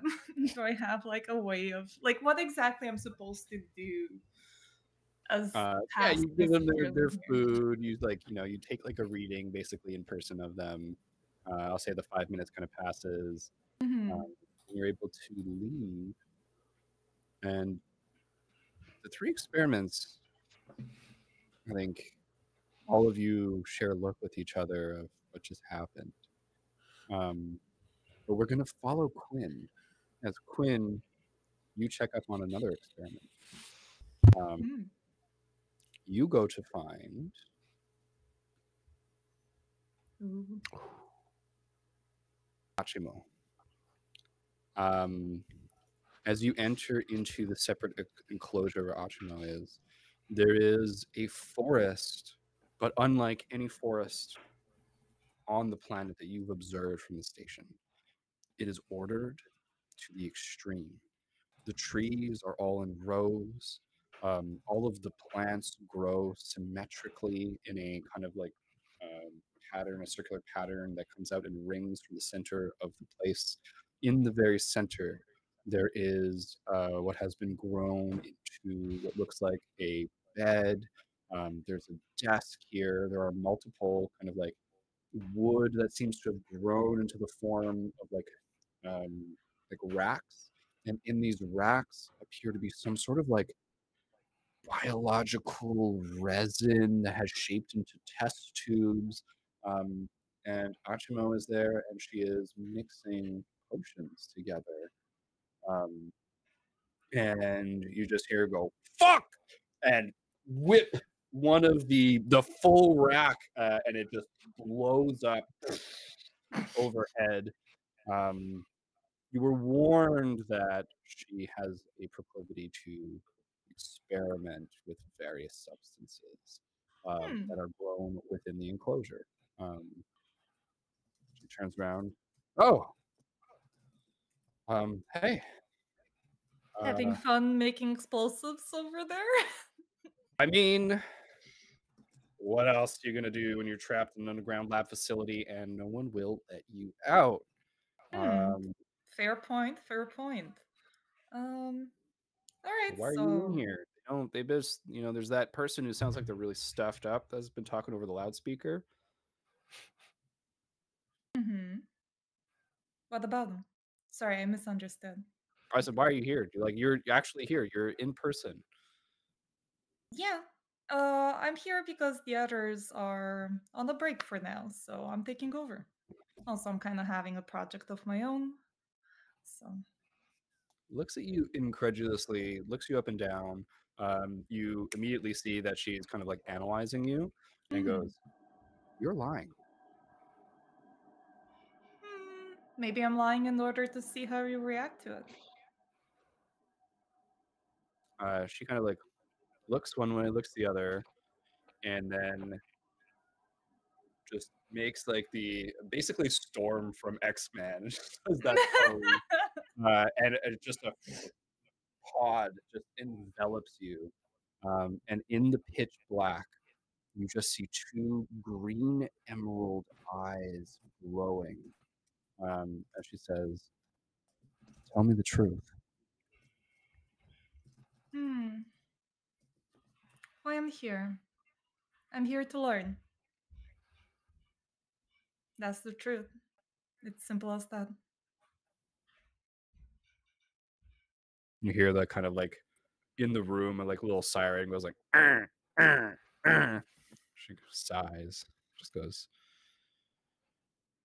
"You better tell me more later," and drops away. And she's already kind of back at her station, and you can see that there are several flowers that kind of like have grown up in the meantime and are depositing drops into the vials again. Goes, "You're dismissed. If there's food or something, just leave it." Have fun experimenting. Um, I guess again, what is my task with her necessarily? Just keep This an is- eye out in vitals. This is your first meeting. They told you, yeah, take vitals, so you kind of do your scan and go. That's it. Okay, well, yeah, just have fun experimenting, and I head off do my own little test. So you head back, and you have to report to the director himself. Mhm. Oh my god. What a dude. Director Mario Hiroyuki, or Hiroyuko. Saying it wrong this whole fucking time. Hiroyuko. He is an eclectic, bizarre doctor. He will constantly kind of switch between two modes of talking and like a really high voice and then low like mutters and whispers, that if you're not listening to what he's saying, he will freak out at you. Mhm. And basically the only people left in the facility know this at this point. And so you're kind of aware of like how you have to like deal delicately with this person. Mhm. Is there anything else you should know? You know that those glasses that he wears are AR glasses, and so he has some primitive form of Earth AI that Got it. basically like he's able to tap into. He often kind of like will quickly turn or quickly move all of a sudden, and he seems to have like a preternatural quickness. It's like he's a little bit Mhm. too fast in those movements, a little bit janky. And as you come back to report to him, and he goes, "Oh, how are the experiments? How are they good today? How are they?" If not talkative is the usual, that's pretty much how they are. The usual. Is that what you're saying to me? Yeah, the usual. How would you know it's usual? Vitals. You've never seen them before. This is your first time. Fair. It's just I assume that they're not that talkative to begin with. Awesome. Well, I suppose you should. It's my first time. All I can start with is assumptions, right? Alrighty. Thanks for being here, Quinn. There's not so many people around these days. A lot of them have gone. They are indeed. It's all right. We can make up for them. We will make up for them. We will. Thank you. So I'm free to go, boss? Or do you have anything else that I should, a coffee or anything else I can help you? Maybe copy some papers, Quinn. bring some files to someone. How goes the research with your ailment? Just gestures at you in general. Well, I have experimented with a few trials on myself, a few pills and that, but it takes a while to see if the results are stable or if it's just, useless say this. information for now. Huge grin spreads on his face. Oh, self-experimentation! I love it. It's the quickest way to find a solution for it. Yes. And no one can tell you what to do with your own body. No one can tell you at all. No one can stop you. Exactly. And boss, how about your studies so far? Good, very good. All of the experiments, and he kind of brings up all of a sudden as he's looking at the wall and glancing at these different places, and I think like you kind of intuit that like he's looking at data in his glasses, and so he's kind of just throwing up some of the data that he's looking at, and it's a map of the world, and in multiple locations, different facilities across the world, he opens up. He has eyes on the other experiments that were sent away, and he seems to be in those like their systems of these other places, and he's getting data from them. Some of them it seems like it's like, you know, like there's like a dashboard and it's like getting data from it, and there's like, you know, basically it has like a feed on the subject. Some of them seem like, I think with your knowledge of technology, it looks like he's hacked into these facilities somehow and has like eyes on this. Yeah, he's not getting this information legally, per se. No, and he's not hiding it from you either. It's just, it's on display here. Yeah, I don't comment about it. I let him go on. Any So interesting kinda shows you information what's out of going it? on. He's like, "Yes, I'm working on everything. I'm working on it all. There's everything going on here across the world, and we know that we are almost at the end of the experiments because we're running out of time. There's not a lot of time left." How much time do we have left? Maybe a week. Oh, that really is a short deadline now. Don't worry, Quinn. You will be fine. Everything will be fine as long as we stay here. Yes. All right, boss. I'm going to head off. Again, do you want a coffee on my way back? I can bring you a coffee. No? Yes! And turns back to his work. Okay. Just all of a sudden, that jerky movement. All right. It's coming. I might get out of that room. Right, and you go about your business. What's his coffee, by the way? Is it an Americano? You know that he wants a different coffee every time. Oh, And amazing. you have to keep a log of what coffees he's had, because if you repeat it, he gets unreasonably angry. Like he remembers even the first coffee he's ever had. The Is that first one you ever brought him was like black milk and sugar on the side. And like now you can never bring him a black milk and sugar on the side coffee again, unless Got you it. specifically note that it's like black, 1 milk, 2 sugar. Like it changes the amounts. Yeah. every time. All right. Well, it's okay. We can bring some cinnamon in the game, some cocoa. You know, we can fancy up the coffee. Yeah, you start like generating your AI is just like making a list of like coffees for like the next. And then it becomes like Starbucks menus, pretty much, like the secret menus at that point. Yeah, he's like, oh, frappuccino. A caramel macchiato. We're going to go a little bit of a fast forward now. Of you talk with the experiments, you start to do the day-to-day, but you know that there's only 2 weeks before something happens. You see here now, like on the, you know, it's taking you a little bit of time to, you know, infiltrate this facility. Tensions around the world have gotten to the point where they can't hide it on the news anymore. There is open conflict. Several places have been destroyed. So it's like basically like Washington, D.C. was like blown up. There's like other like, you know, really notable places in the world that have suffered like, you know, consequence. It really does seem like it's accelerating, but not to the point that in 2 weeks everything should be over. So there's something kind of off. You being in a very privileged position right now, I think, what do you do to get the experiments, or PCs most notably, to trust you? How do you approach that? I try and take notice of the food they enjoy the best.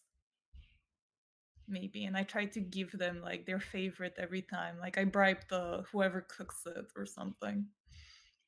Yeah, absolutely. I speak through food. I enjoy food, and I want to share that feeling with others. So, Tomas, Otto, Will, do you start to react favorably to this? I think more like it happens like the more kind of like Willem becomes a bit more comfortable with it. Like, okay, like maybe it isn't a trap. Like it's not like they're doing this to get a certain something. It's they're doing it even without any like experiments happening. So he like eventually like he starts like warming up to it. She also makes like, I guess, an effort to eat while she's there also. I mean, what kind of food are we getting here? Like, are we talking like MREs kind of? Like, are we talking like what? Well, that's it. It would probably be that to start, but I would try and get food maybe from outside when possible. Like big hunks of meat. Just like a giant like meat on a bone, you know. I like, mean, not that. Maybe not that. It should be something Like that they can bring caveman in meat. to go. Was that what Tomas asked for? Like, basically, like I think, Quinn, you would be talking to like almost like a food synthesizer, right? So it's like it's almost Okay. like a Mid-Journey image creator where you're like putting in a But for food food. prompt and it just makes something. Oh, that's with perfect then. the So yes, I resources. would make that for him if you wanted. Yeah, so you're pushing in a tray and like, I think this is a good opportunity. What's everyone's favorite food? Because that's I kind of peer. I guess liger meat because that's the biggest animal they killed. It's that simple for Tomas. Yeah, so big meat on the bone. Big meat, yeah. Incredible. Sorry, I'm muted. Whatever your favorite food is. Okay. You want to Like have that's it? yeah, that's the most that you would get from me is like if you straight up ask me, I would just say whatever your favorite thing is. Right. Just so I can know a little bit more about you. Ooh. Because I think the knowledge is more wins me over more easily than the food itself. I for sure my favorite food as I get on Earth is pizza. There's such a variety. There's so many things to explore about it. It's gooey and delicious. So I probably bring pizzas often. This time I brought chicken with some pesto, some onions, and peppers.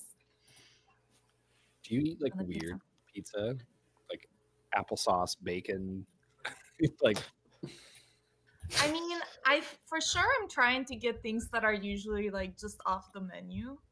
But at some point, I will be adventurous and ask for something ridiculous. Like from time to time, just for the little excitement that it brings.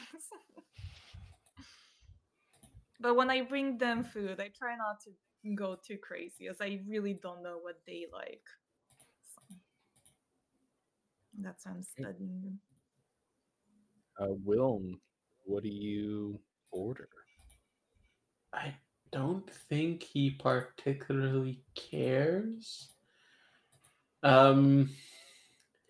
He's eating and trying to get not information about her, but like he wants to know what's happening outside. Like he's just starved for information at this point, and like trying to like get an idea of what's happening outside this place.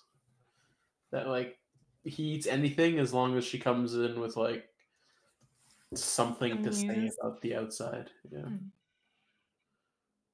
Maybe I bring a newspaper in. If they still use newspapers, I don't know.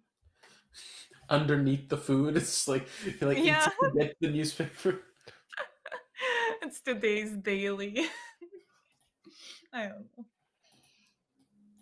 I think that's the most hilarious. You're like, hey, food synthesizer, create a newspaper made out of something. No, that I could actually bring on me from the outside.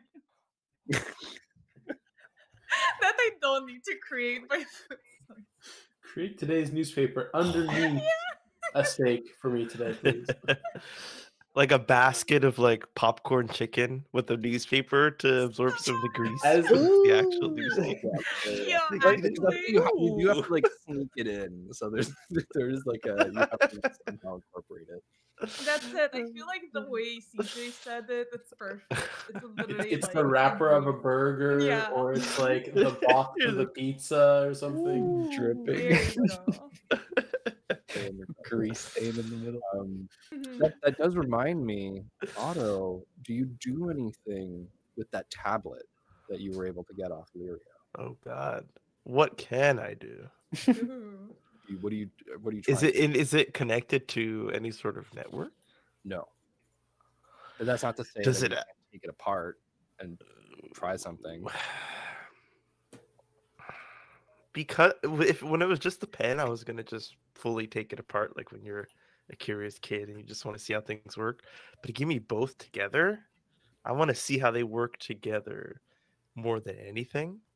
So I guess I'd want to know like the base functionality of both of them and like what they're capable of, and not really even dive into doing it, but seeing like what it does best, what the tablet does best, what the pen interacts with other than the tablet, if I can find that out. Just kind of like user manual, as if I'm reading the user manual for both, front to back. Which Yeah, you get to know the data pad. I think that it's basically like a notepad.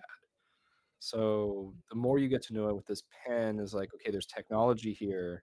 The functionality though is, that of like a journal. It's like OneNote.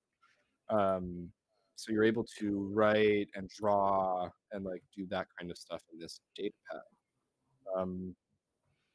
Would you use it for that intended purpose and like basically like write things down or draw things, or would you try and take it apart to better learn about how it actually works? I think for the moment, I will just use it as a notepad, simply because I have a lot of thoughts and observations, and I would just deduce that, like, since I have no other means of recording anything, I might as well take advantage of having this now, and not risk breaking it and losing that. So it'd be full of like, whatever thoughts are going through my head throughout the night or throughout the day, drawings of things that happened, like just a full terabyte of just that. Okay, so yeah, so you're just writing everything down. As you all go about this kind of rigmarole, Will, you start to learn of like these events happening in the world, that things aren't going too well, that there's conflict, that things are coming to a bit of a head, that there have been attacks on even the country you're in. So my question to Quinn and to the party now is, what is a moment that kind of cements the trust a little bit between everyone? Oh, that's a good one. Could I proffer a suggestion? For sure. So I think after a certain point, there might come a time where while Quinn is there, potentially, what's his name there? Hiroyuki? Hiroyuko. Hiroyuko, okay. He unleashes an experiment into the enclosure without Quinn's knowledge. And like Quinn herself, like her AI might like close the cameras for like the 5 minutes that it like can, and in that 5 minutes she helps the like us three to like clear the experiment, and being like the first researcher that actually does kind of aid us in this like endeavor, like kind of like cements at least Wilm's trust in her. No, I can see that. I like that. Like, the only one you that guys- survived. The only these one are that more than survived. experiments to me, in a way. You did not die. So far, I told Grab you. your face. Oh, Whoa. Almost, his I bone would like is you glowing to do again. that to me right now, please. Unhand me, sir. Or Quinn, how do else, you- It's a good thing when his bone grows. Quinn, how do you help? Like, are you revealing with the cameras off, like any of your abilities? Like, what do you do? I guess I let them know that I'm not here for experiments, that I'm actually here to help. Maybe. Right? Like if the cameras don't know and there's no audio, like I want to tell them that I actually want to get them out. So drop kick this experiment. Everybody gangs up and beats down on it, and then you got another 4 minutes left, and you drop that bombshell of you're trying to get him out. Can I also help Achimo get out too? That's up to you. I would like to. Do you tell everyone about Hachimo? Yeah, I think like over the time I would tell about, others in this place to these experiments. I'm kind of like an open mouth whenever the AI allows me. Incredible. I feel like eventually you guys notice there's like almost like a beep or something from your AI like on your person. And every time that beep happens, Quinn is just starts talking about a bunch of stuff, and then when the beep happens, Yeah. again, it's like stops. As if nothing just happened. Yeah, there we go. Right, so you all know of another experiment. You all know that Quinn wants to get you out of here.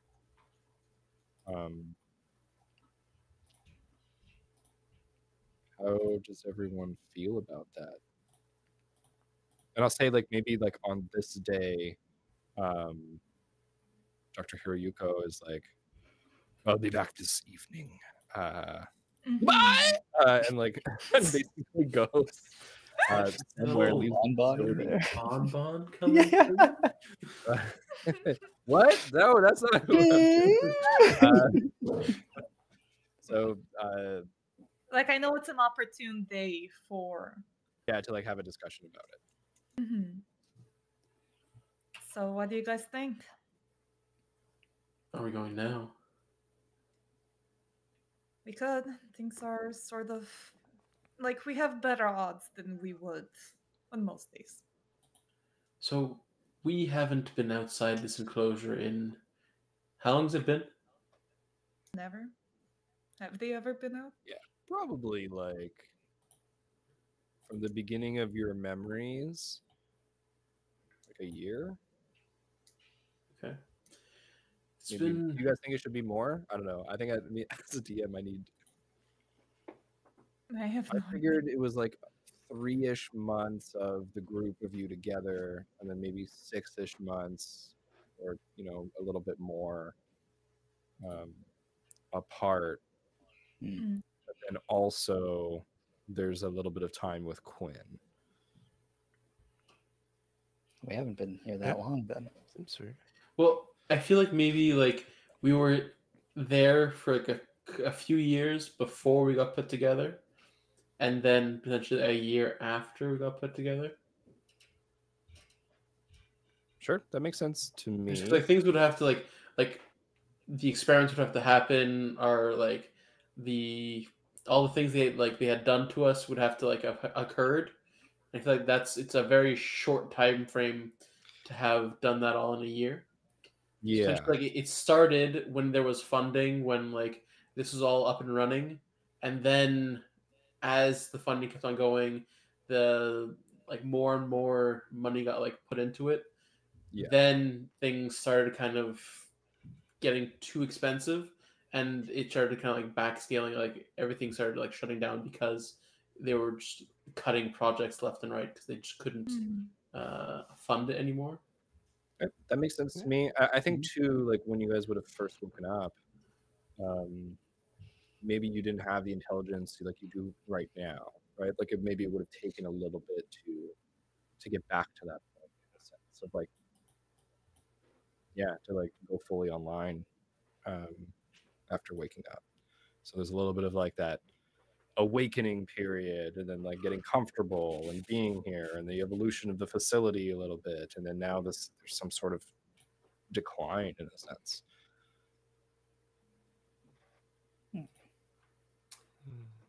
Agreed. Yeah. But yeah, if it's been at least a year since since like the whole place started like moving and changing, and we haven't been allowed outside of this like small little enclosure space. It's And huge. like, It's big. It's big, well, big, no, big. but like it's kind of like we haven't been anywhere else inside this lab aside from this space, so we don't know what it's like, how to get out, how to navigate or anything to get ourselves out. So that would be like the point he's trying to get across. Is like, I mean, I would like to get out, but how? Do you have a plan? Do we have to get through anybody? Like, how is security? Like, My what's the plan? My plan is I'm gonna try my hardest, hopefully with your help, to get you guys out of here. And I have the cards in order to, bypass some doors that normally you guys couldn't. The cameras may be stopped for a little bit. And if things do go awry, I guess, in that sense, we try and fight for our lives.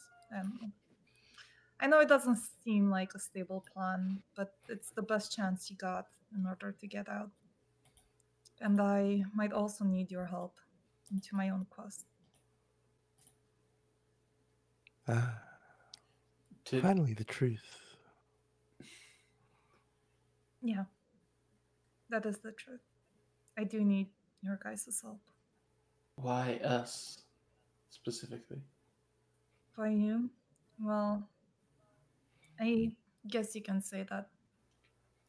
I believe you're the best chance I got so far. Trust me, I was in the same position as you guys not too long ago. Why me? But it's because it has to be done. Well, I mean, if it gets us out of here, I wouldn't mind having these experiments stop. Also, there's a chance that if ever you guys don't come out now, I might not be here for much longer. As then you might end up with someone else and experiments go back to fun, see how much we can hurt them and how much they can get through because you aren't anything to them.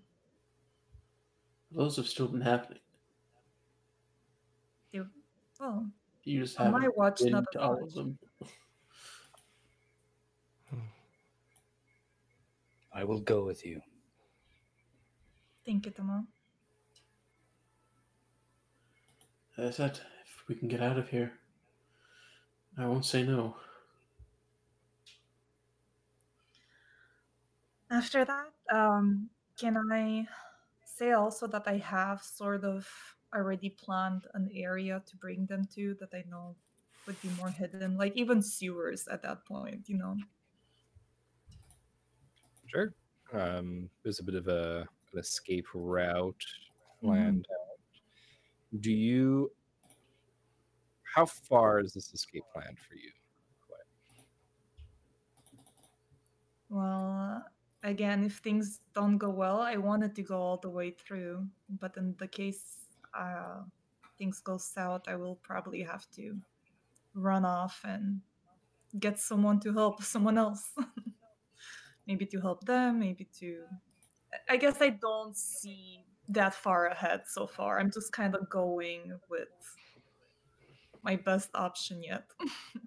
But are you trying to get them all the way to like this like Seraph Station? Like what are you exactly? Just away from the labs for now. Not all the way to Seraph Station.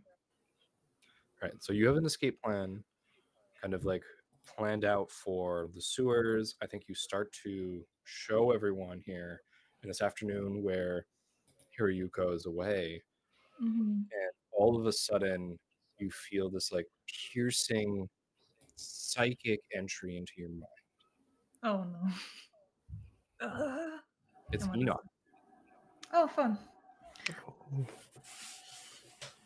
and you hear him say, "The station is falling. Quinn, get out." And it Wait, what cuts. did? Okay. We need to go now. Wasn't that the plan that we just spoke of? Yeah, it is, but as in we don't have time to talk anymore. We need to go now. And she kind of like goes around and takes all the Lead the way. You're the one that's showing us the way out. All of you Yeah. see Quinn getting this all of a sudden nervous, frantic energy, this intense rush, starts leading you out. Tomas, you kind of go forward with her for a second, sensitive to that emotion, and the facility. Boom! Crack! Explosion! Dust! Everyone falls flat. Otto and Wilm, you're alone. Tomas and Quinn are nowhere to be seen. And that's all for this episode. Oh my god. Bloodlines. Okay. Yesterday, Wow. Tomas and Quinn won't be here. They will be Yeah. True. Sad. Just for a couple sessions.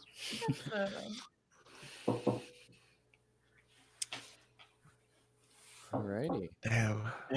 Yeah. Again, I'm sorry if this is not at all what you planned to do. That was great. I had no idea what I was doing, so I just tried. That's improv, baby. It was. I will say, you guys are going to get one experience for getting, for beginning the, or basically getting through the encounter of getting the whole party together. Aw. So who would the party like to award the experience to? I think is the question. Mm. Dun, dun, dun, dun, dun. Sorry, I think- there's an extra floating that we have to decide who gets it. Yeah, I told you guys I will award experience. Oh, based yes, on yes. So we've done one basic, the encounter I had planned for today. It's a very complex and big one, but it's the party getting together. So I will award you 1 XP for it. And that one is the one that's floating around to get like divvied So up. you guys decide amongst yourselves who of the 4 of you would you like to give that experience to? And I guess whatchamacallit,